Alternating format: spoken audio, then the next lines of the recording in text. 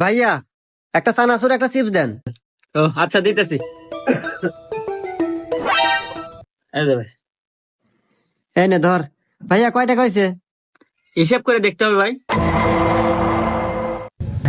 Chips 10 আর একটা চানাচুর 10, মোট 1010 টাকা ভাই। আচ্ছা দিতেছি ভাই, এই নেন।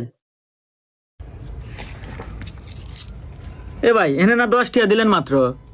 10টা মানে কি কন? আমি হিসাব করে দিই, খাতা কলম দেন। এই ধর তো।